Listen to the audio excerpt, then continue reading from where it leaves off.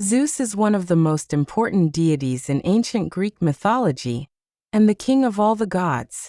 He dwells on Mount Olympus, ruling over both gods and mortals, and holds dominion over the sky, thunder, law, and order. In myth, Zeus's birth was anything but ordinary. He was the son of the Titan Cronus and his wife Rhea. Cronus, terrified by a prophecy that one of his children would overthrow him, swallowed each newborn child as soon as it was born. Zeus was the last of these children. However, Rhea devised a plan. She wrapped a stone in cloth and gave it to Cronus, who swallowed it without realizing the deception. Zeus himself was hidden away and raised in secret. When he grew to adulthood, Zeus forced his father to vomit up the children he had swallowed, then led his siblings in a war against the Titans. Together, they overthrew the old generation of gods and established a new divine order. After becoming king of the gods, Zeus divided control of the world among his brothers. He himself ruled the sky and thunder, Poseidon was given dominion over the seas, and Hades became lord of the underworld. As the supreme god, Zeus was not only a symbol of raw power, but also a guardian of law and order. He is often depicted holding a thunderbolt, and his sacred animal is the eagle. Both gods and mortals swore oaths in his name, and divine judgments and prophecies were believed to carry his authority. In mythological stories, Zeus is not merely a distant ruler. His life is deeply intertwined with the fates of other gods, humans, and heroes. He is famous for his many love affairs and countless offspring, born from both goddesses and mortal women. Figures such as Perseus, Helen, Minos, and Apollo trace their lineage to Zeus, and each of them went on to become a central character in Greek mythology. In short, Zeus is not only the god of the sky and thunder, but also the core figure of the mythological world, both the wielder of supreme power and the key link connecting countless stories and destinies. Next, we will begin telling some of Zeus's stories. Europa and Zeus. Europa was a Phoenician princess, the daughter of King Agenor, also known as Phoenix in some traditions, and Queen Telephassa. She was not alone that day, but accompanied by several companions as they played and gathered flowers along the grassy plains and seaside near the palace. The weather was clear, the sea breeze gentle, and the girls laughed and talked as they wandered along the shore. As they were enjoying themselves, something unusual appeared in the distance, a white bull unlike any they had seen before.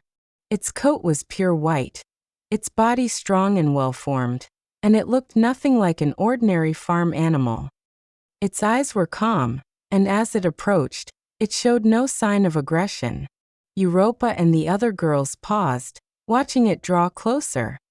When the bull reached them, it lowered its head toward the ground, as if in greeting or quiet invitation. The others hesitated, but Europa, seeing how gentle it seemed, reached out and touched its smooth back. The bull did not move. It stood perfectly still, allowing her to stroke it. Feeling that there was nothing to fear, Europa climbed onto its back. The moment she did, the bull stood up and began to walk forward, step by step, toward the sea. At first it only waded into the shallow water, the waves barely reaching its knees. Europa assumed it would stop, thinking it was simply walking along the shore. But the bull did not stop. It continued forward as the water grew deeper, until they were far out at sea.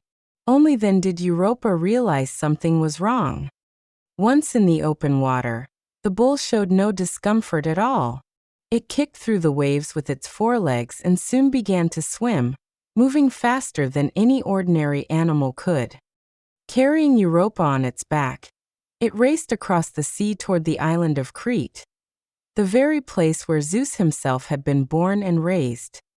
Along the way, the sound of wind and water blended together. Europa glanced back repeatedly at the shrinking shoreline, but before long it faded into the distance. When they finally reached the coast of Crete, waves crashed against the rocks, and the shore lay empty. The bull stopped, and Europa slid down onto the sand and turned to look at it. Then the bull's body began to change.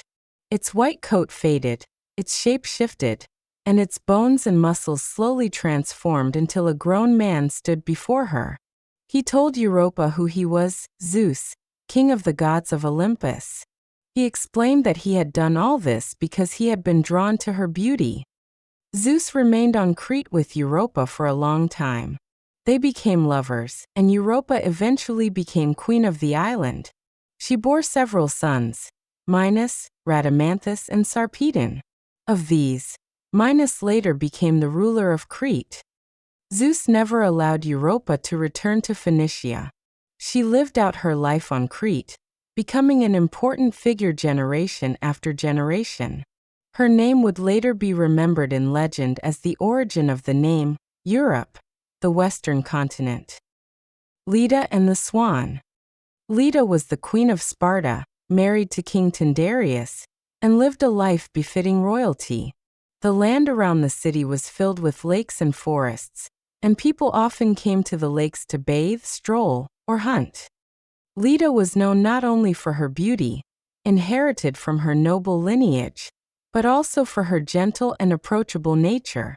Many admired her both within the city and beyond its borders. One summer day, Leda went as usual to a lake outside the city. Sunlight shimmered across the water's surface, and soft ripples moved across the lake. She removed her outer garments and stepped into the water, preparing to wash away the fatigue of the day. As she bent down to rinse her clothes, she did not notice something slowly approaching from the shadows of the trees. It was a white swan. The swan first circled low over the lake, then settled onto the water, beating its wings as it gradually moved closer to Leda. It did not appear confused or frightened like an ordinary bird, but instead carried a quiet, steady presence. At first, Leda paid it little attention, but when it drew near, she looked up and saw it standing calmly in the water, its gaze fixed on her. The swan showed no fear of humans and made no aggressive move. It simply drifted closer, shook its feathers, and stood there. Leda paused her movements and watched quietly. The swan stretched its neck, lowered its head to look at her, and then moved a little closer. What followed is one of the most unusual episodes in Greek mythology. Zeus had taken the form of this swan to approach her. In the shape of the swan, he drew close to Leda, and the two joined together. No one else witnessed what happened, only the swan and the woman, entwined in the waters of the lake. After that day, Leda returned to the palace. She told no one about what had happened by the lake. Life continued as usual. She managed palace affairs and remained by her husband's side. Before long, however, she realized she was pregnant. When the news spread through the palace, King Tyndareus did not accuse her, though he could not be certain who the children's father truly was. Months later, on a quiet night, Leda laid 2 eggs. When the eggs were later opened, the truth became even more extraordinary. From the first egg emerged a pair of twins, a boy named Pollux and a girl named Helen. From the second egg came another pair, a boy named Castor and a girl named Clytemnestra. In later traditions, some believed that 2 of these children were Zeus's offspring, while the other 2 belonged to Tyndareus. Regardless, their names and origins were carefully recorded. Helen would grow up to become the most beautiful woman in the world, her beauty eventually igniting the Trojan War. Pollux and Castor became legendary heroes, while Clytemnestra later married Agamemnon. This story became one of the most famous myths of ancient Greece, retold not only in stories but also in paintings and poetry. At its heart lies the moment when Zeus transformed himself into a swan to approach Leda, and the generations of consequences that followed. Danaë and Zeus. Danaë was the princess of Argos, the only daughter of King Acrisius and Queen Eurydice. She was raised within the palace, her life carefully arranged, and she never had to worry about making major decisions for herself. That changed when she reached adulthood. The king sought a prophecy about his future, and the oracle delivered a chilling message. His daughter would one day bear a son, and that son would kill him. Unwilling to accept the power of fate, the king tried to prevent the prophecy from coming true. He ordered the construction of a sealed bronze chamber, a tower with thick walls, no windows, and no clear entrance, designed to cut its occupant off entirely from the outside world. Danaë was locked inside this bronze chamber.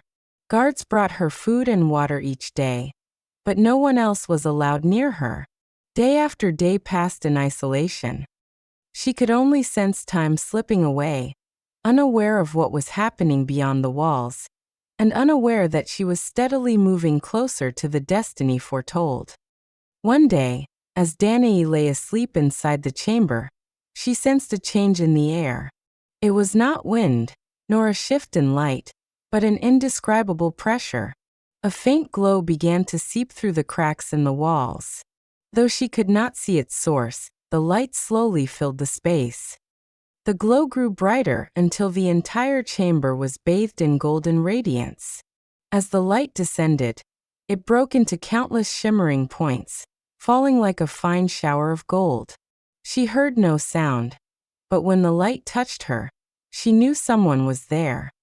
A voice spoke to her from within the light, a voice unlike any she recognized. It told her not to be afraid and revealed its name, Zeus. Danaë did not understand what was happening. She could only stand there as the golden light fell and then faded, leaving the chamber once again silent and still. She did not yet know what it meant, only that something within her had changed. Sometime later, she discovered she was pregnant. When the king learned of this, he immediately understood. This was no ordinary child. It was the one foretold by prophecy. Terrified, he ordered Danaë and her newborn son to be sealed inside a large wooden chest and cast into the sea. The chest did not sink. It drifted with the currents until it washed ashore on the island of Seriphos. There, a fisherman named Dictys discovered it and rescued Danaë and the child.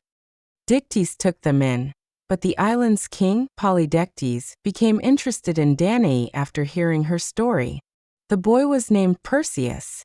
As he grew older, Perseus became a legendary hero, best known for slaying the Gorgon Medusa, while Danaë remained by her son's side.